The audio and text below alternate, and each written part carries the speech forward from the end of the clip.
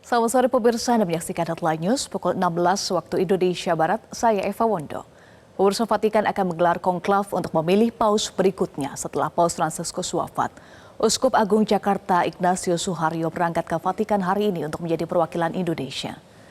Kardinal Ignatius Suharyo terlihat mulai meninggalkan Wisma Uskup Jakarta pada hari Sabtu sekitar pukul 14.30 waktu Indonesia Barat. Pada hari ini ia dijadwalkan terbang ke Vatikan untuk menjadi perwakilan Indonesia dalam mengikuti proses konklav. Ia menyampaikan tidak ada persiapan khusus yang dilakukan sebelum terbang ke Vatikan. Ia menjelaskan sudah mengetahui alur konklav sehingga dapat membayangkan apa yang nantinya akan menjadi pembahasan.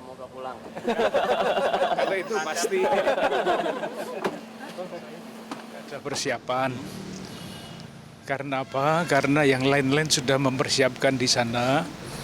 Dan saya sudah biasa mengikuti sinode para Bapak Uskup.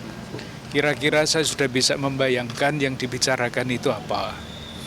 Kalau saya mengikuti masa bergabung 9 hari ini, para Bapak Kardinal yang berkhotbah itu merindukan gereja dan tentu saja pemimpinnya nanti ya, yang melanjutkan yang sudah dilaksanakan oleh Bapak Paus Fransiskus almarhum. Jadi gereja yang secara rohani berpusat pada Kristus, gereja yang berbelas kasih, gereja yang terlibat di dalam dunia.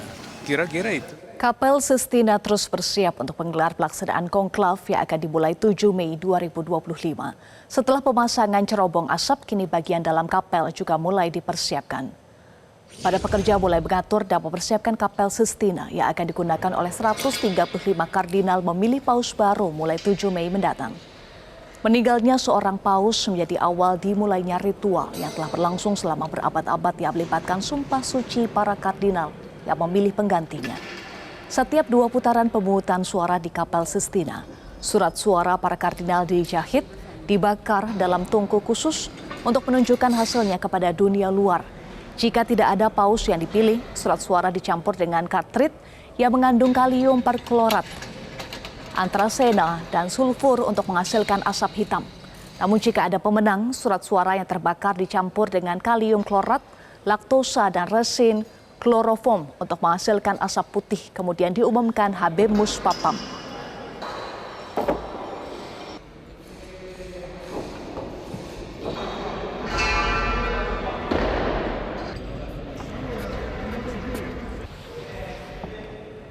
Gereja Katolik Roma terus mempersiapkan konklav atau pemilihan paus baru pengganti Paus Fransiskus. Setidaknya ada 4 kandidat yang disebut-sebut berpeluang untuk menggantikan Paus Fransiskus.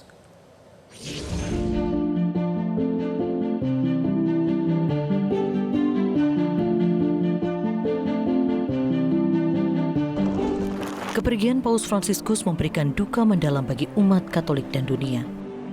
Di satu sisi, umat Katolik berduka atas wafatnya Paus Fransiskus. Di sisi lain, kepemimpinan gereja tentu tidak boleh kosong. Ketika seorang paus wafat, maka akan segera dilakukan konklav untuk memilih paus berikutnya. Calon terdepan yang akan dipilih menjadi paus dikenal dengan sebutan Papa Billy. Setidaknya ada 4 kandidat kuat yang disebut-sebut akan menggantikan Paus Fransiskus sebagai pemimpin umat Katolik hingga Vatikan, yakni Luis Antonio Tagle, Peter Turkson, Peter Erdo, dan Pietro Parolin. Luis Antonio Tagle yang dijuluki sebagai Fransiskus dari Asia berasal dari Filipina. Ia dijuluki Fransiskus dari Asia karena pembawaan yang hangat dan pandangan yang progresif seperti mendiang Paus Fransiskus. Louis juga dikenal dengan kesederhanaannya. Berikutnya ada Peter Turkson, penasihat paus. Peter lahir di Ghana dan kini menjadi penasihat kunci paus dalam isu perubahan iklim dan keadilan sosial. Turkson diangkat menjadi kardinal pertama dalam sejarah Afrika Barat. Peter Erdo asal Hungaria dikenal luas sebagai pakar hukum kanon dan figur utama dari kalangan konservatif gereja. Keahlian dalam hukum gereja menjadikannya salah satu tokoh yang dihormati di lingkungan Kuria Roma maupun keuskupan Eropa Tengah. Pietro Parolin dari Italia dipandang sebagai kandidat moderat dan berkesinambungan. Ia menjabat sebagai Sekretaris Negara Vatikan sejak 2013 dan berperan penting dalam urusan diplomatik.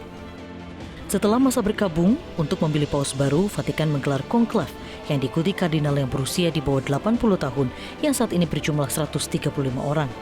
Saat masa konklav, setiap hari dilakukan pemungutan suara 2 kali di pagi hari dan 2 kali di sore hari. Hingga satu nama memperoleh 2/3 suara. Asap putih dan dentang lonceng menandai terpilihnya pemimpin baru.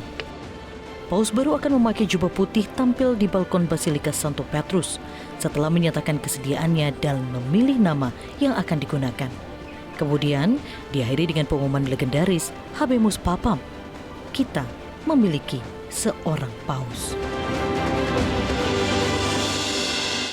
Jelajahi cara baru mendapatkan informasi. Download Metro TV Extend sekarang.